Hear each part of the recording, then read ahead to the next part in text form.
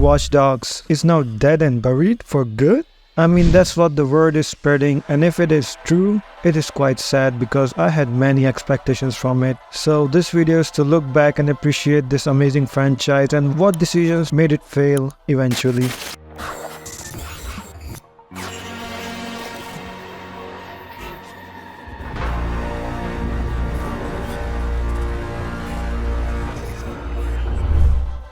I still remember seeing the Watch Dogs gameplay trailer in E3 2013 and had my mind totally blown away. Back then, the trend was to exaggerate and oversell the trailers, but as an innocent child, I saw and I believed. Now, seeing it back again, it is clear that the graphical quality between the marketing and the actual game do not look remotely the same. But back then, I believed, and god damn it, it looked amazing. Now, I can go ahead and tell you about how well it sold back then and what were the critics, but to be honest, I don't actually care about what others thought about the game.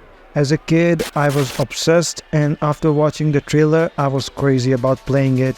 In 2014, when it was released, there were not many games that had an open world modern day setting. Only other I knew was GTA 5, which I already finished. So Watch Dogs was the next thing that piqued my interest, and it did not disappoint. It didn't copy any other games. Most of the gameplay was very original and something that I haven't played or seen in other games. The graphics were better than GTA.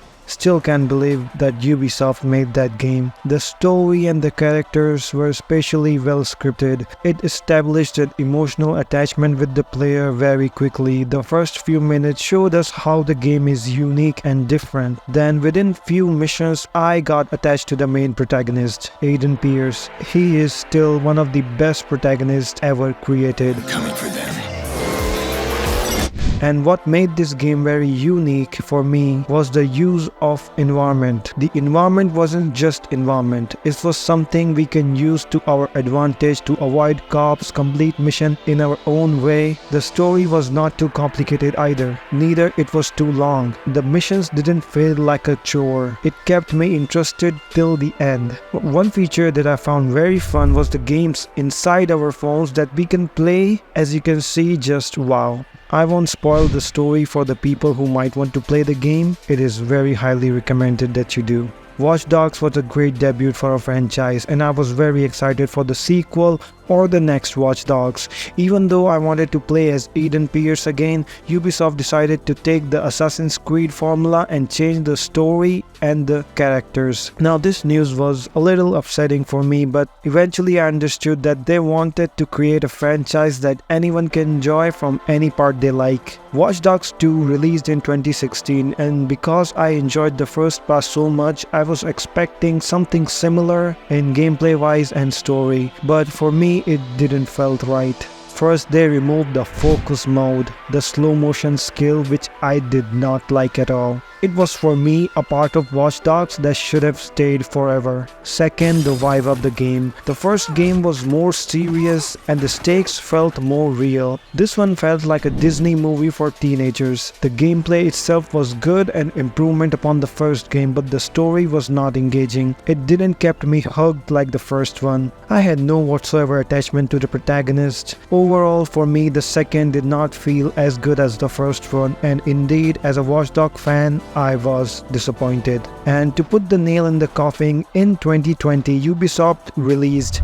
Watch Dogs Legion. I don't want to upset the developers, but what the fuck were they thinking? You can play as whoever you like. Every NPC is playable.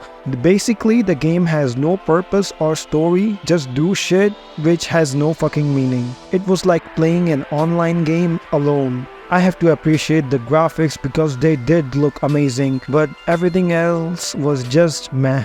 The only thing I liked was the Bloodline DLC, in which we get to play as the Aiden Pierce again. I have no idea as to who made these decisions to make any non-playable character playable, but for me this whole ambitious system is what made the game feel insignificant. And that is why the Watch Dogs fans did not like the game as well. The critics were meh, the reviews were meh, and the game itself was okay. And this is where I and many others lost interest in Watch Dogs franchise. franchise, and with the poor sales in comparison to other games, maybe Ubisoft decided to put this franchise on hold for now. Let's hope moving forward the person in charge makes better decisions. Anyway, that's it. As always, all this is just my opinion. Let me know what you think in the comments. Obviously, thanks for watching.